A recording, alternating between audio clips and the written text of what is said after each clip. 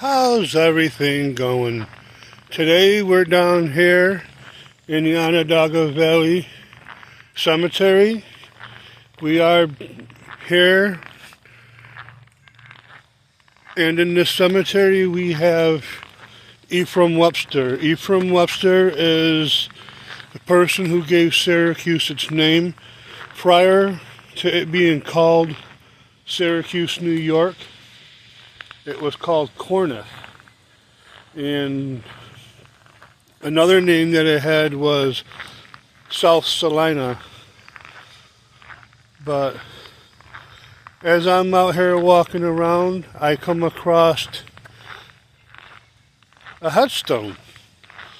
I'm not sure if this person is related to the famous last name Hitchcock, but this seemed to have catch my eye.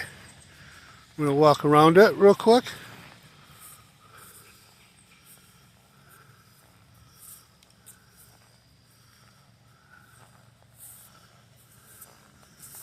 So one of the reasons why I came here to Syracuse was initially to do an update of Ephraim Webster.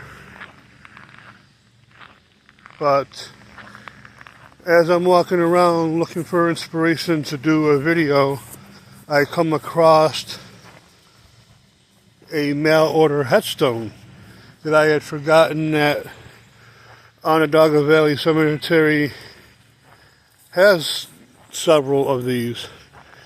And right here in front of us is the mail order headstone. We're going to go up there and we're going to read it.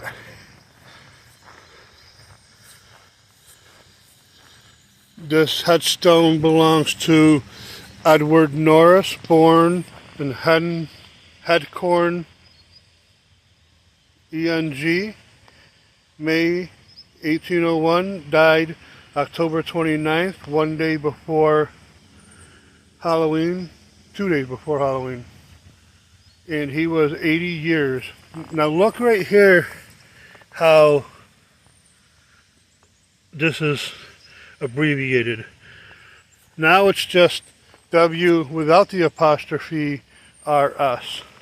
So Edward Norris was 80 years old and 5 months. On this side we see Robert Norris.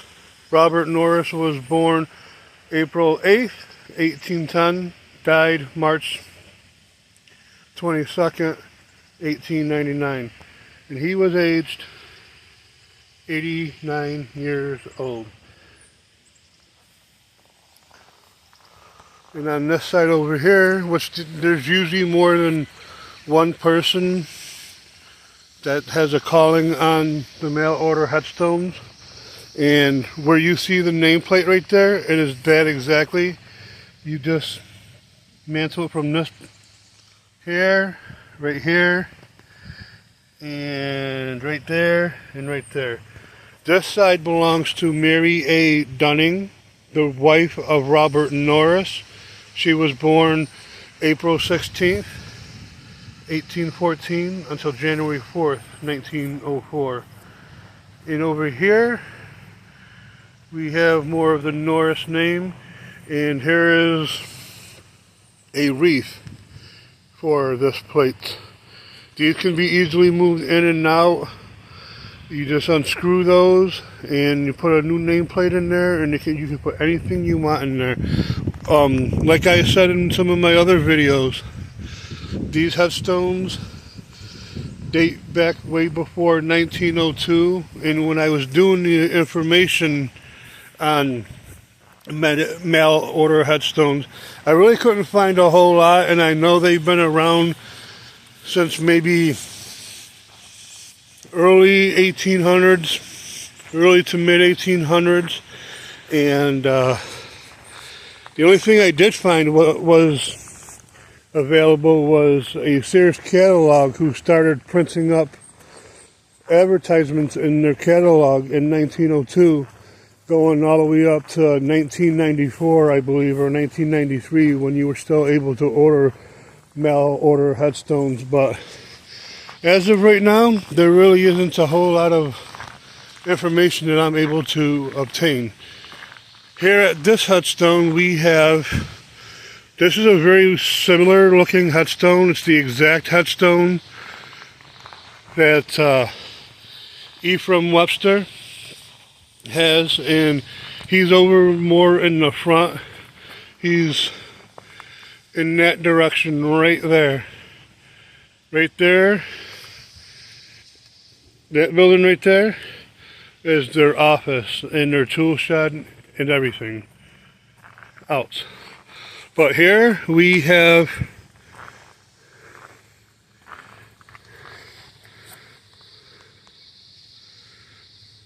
Nicaris Ansley, born March 8th, 1821, died July 10th, 1829.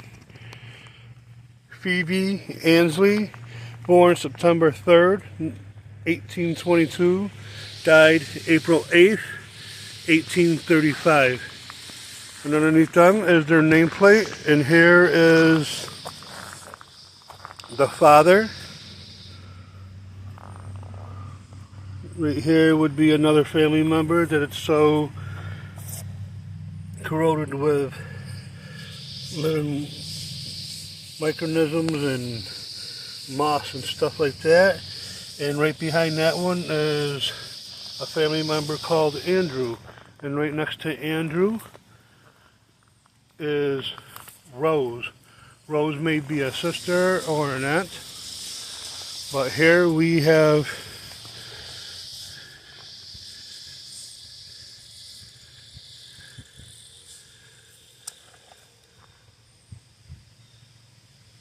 Rose M. Pomeroy, born July 12th, 1868, died December 11th, 1880. And underneath her, there's no more text to read. And behind her is Andrew Ansley, who is the headstone leaning up against this one. He was born August 12th, 1858, passed away May 17th, 1898. So he wasn't really all that old. He was a pretty young fella. And right here we come across the name King again. Here we have something that's pretty unreadable. So I'm going to go right here. We'll start with Bertha. This is Bertha L. King, born November 2nd, 1894 until February 10th, 1895. She was just past newborn stage, and right here would be possibly the parents of Miss Bertha King.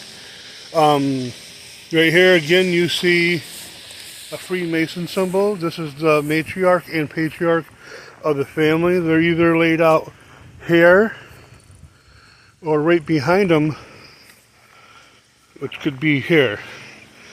More than likely, see right here we have,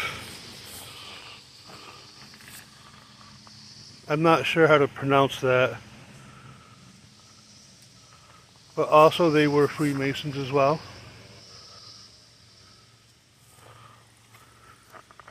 And right next to King, and I'm going to go ahead and say that was maybe the name Clark.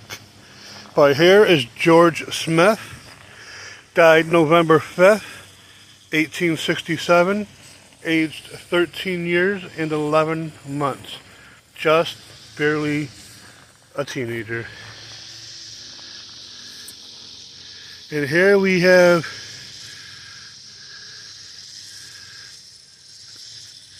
I'm not exactly sure, I can't really read that.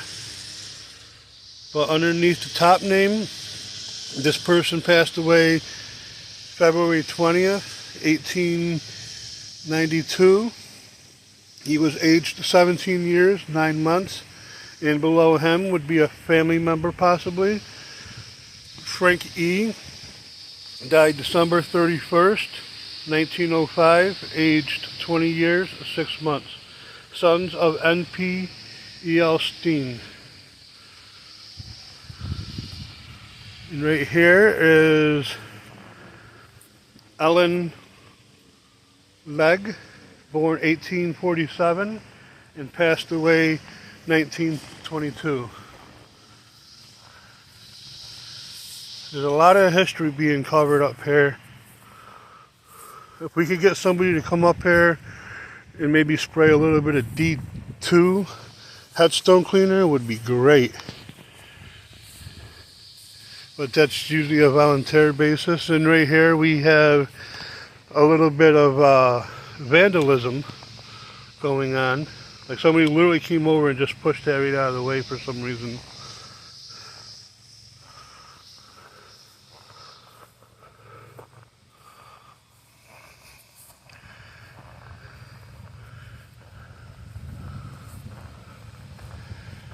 And right here we have our friend. And because there's a lot of dry moss up here, I'm going to do the best I can. I'm gonna believe this as William Friend, born April 12th, 1883, passed away on the 10th of the month he did, April 10th, 1893. Born April 12th, 1883, passed away April 10th, 1896. Beneath him is Frances Morton, his wife, born May 30th, 1943. And as you see, there is no death year.